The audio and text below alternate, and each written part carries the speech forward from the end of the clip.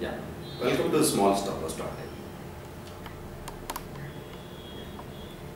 So the next rule is try to trade in safe zone. Suppose copper is going from 400 to 410. अगर copper 400 से 410 trade कर रहा है, then what is the safe zone? 403 to 407. आधा percent से ज़्यादा move कर ले और 1.5% तक मूव कर रहा है, 1% और मूवमेंट का जो टाइम है वो आपके लिए सेफ जोन हो गया। तो आप ये कोशिश मत कीजिए कि आप पूरा 10 पॉइंट ऑन करके लाएंगे, वहीं पे रिस्क बढ़ता है। बिकॉज अगर आखिरी पॉइंट तक आप प्रॉफिट बुकिंग के लिए इंतज़ार कर रहे हैं, वो सडन रिवर्सल आ गया तो आप प्रॉफिट बुक नहीं कर पाएंगे। और इसमें भी कई तरह की परेशानी होती है। सपोज 400 पे आपने बाय करने को सोचा लो पर, वो वहाँ से पलट के 402 हो गया, तो अब आपको लग रहा है कि नहीं यार अब तो ऊपर आ गया, अब नीचे आएगा तो लेंगे। 402 से 404 हो गया, तो तब पैनिक में अचानक आपने बाय किया। अब आप सोच रहे हैं कि कहाँ तक जाता है, आखिर तक हम इसको सेल करेंगे। वो 407 हुआ, 408 हुआ, आपने सोचा अभी नहीं, रुकते हैं और ये 410 हो गया। 410 पे आप सोच रहे थे कि 411 तक मैं सेल कर देता हूँ, अचानक रिवर्सल आया और 407 पे आके टिक गया, तो आप उसको आराम से बेच सकते थे। You can sell it, still you are having the profit. But हम गड़बड़ करेंगे, हम उसको 407 पे बेचने के बजाय 408 पे ऑर्डर लगाएंगे, वो 406 आ जाएगा। फिर हम 407 पे ऑर्डर लगाएंगे, वो अल्टीमेटली 404 पे आके खड़ा हो जाएगा, आपका सारा प्रॉफिट चला जाएगा और आप वहाँ पे भी बाहर नहीं आएंगे। जब तक वो चीज़ लॉस में नहीं आएगी और आपका स्टॉप लॉस नहीं तोड़ेगी, तब तक आप बाहर नहीं आएंगे। इस तरीके से लोग लॉस को क्रिएट करते हैं। So try to trade in safe zone. Do not chase profit. Profit को कभी चेज मत करो, पीछा मत कीजिए उसका। If chance goes, let it go, it will come back.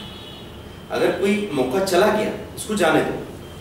आपने देखा अचानक कई बार ऐसा होगा कि आप सोच रहे हैं बाय करें या सेल करें और आपने नहीं किया, you didn't buy it and it has gone up, वो ऊपर चला गया और आपको बड़ा पछतावा हो रहा है। तो आप दौड़ दौड़ के उसको ऊपर के लेवल पे मत खरीदिए, जब नीचे डिप आएगा तब बाय कीजिए, या फिर अदर एंड पे सेलिंग की अपॉर्चुनिटी का इंतजार कीजिए। So by if capital goes, it will come back. अगर कैपिटल चली जाएगी तो वो वापस नहीं आएगी। जिस chance goes, it will come back. अगर आपका चांस चला गया तो कई बार वापस आएगा, 2 चांस जाएंगे तो 4 चांस वापस आएंगे, लेकिन कैपिटल चली गई तो उसको वापस लाने में बड़ी परेशानी होती है। सो ऐसा कहा जाता है कि कोई भी मरा नहीं साइकिल से गिर के। मतलब अगर आपकी स्पीड कम है तो कोई डेंजर है नहीं। Speed without skill is the biggest danger. अगर आपके पास स्किल नहीं और स्पीड है तो अब आप बहुत तेजी से खत्म होने वाले हैं। Your growth should be slow and study. आपकी जो ग्रोथ का प्रोसेस है वो स्लो होना चाहिए और स्टडी होना चाहिए। आप पहले 20 दिन तक maybe 500 rupees per day earn कर रहे हैं, but you are maintaining that. आप 1000 रुपीज़ पर डे अर्न कर रहे हैं, फिर उसको मेंटेन कर रहे हैं 20 डेज तक। तो अगर आपसे कोई गलती हो भी गई और किसी दिन 1000 या 1500 माइनस भी हो गए, तो आपके 10,000 में से 2000 माइनस करके 8000 बचा है, तब आपका मोरल लूज नहीं होगा, तब आप डिमोटिवेट नहीं होंगे। डिमोटिवेट आप कब होते हैं कि आपने 10 दिनों में मुश्किल से 10,000 रुपये इकट्ठा किया, आप अचानक फिर आपने अपना वॉल्यूम बढ़ा दिया और एक ही दिन आपको 15,000 का लॉस हो गया और अब आप -5,000 देख रहे हैं अपने अकाउंट में। You should not be bullish और बेरिश बाय नेचर। आपको बाय नेचर बुलिश नहीं होना चाहिए, आपको बाय नेचर बेरिश नहीं होना चाहिए। अधिकतर लोगों के अंदर इस तरह का कोई बायसनेस, इस तरह का कोई झुकाव होता है। वो बाय नेचर या तो तेजड़िए होते हैं या मंदड़िए होते हैं। बुलिश आदमी क्या करेगा, जैसे ही मार्केट में आ रहा है पूछेगा व्हाट टू बाय, क्या खरीदूं, व्हाट टू बाय, क्या खरीदूं। अब वो ये देख ही नहीं रहा है कि दिन तो सेलिंग का है, तो बाइंग की बात क्यों कर रहे हैं। अगर कोई मंदड़िया आएगा, बीरिश फेलो आएगा, बीरिश ट्रेडर आएगा, तो वो हर एक लेवल पे बस सेलिंग को देखता रहेगा कि सेलिंग करूं, सेलिंग करूं, सेलिंग करूं।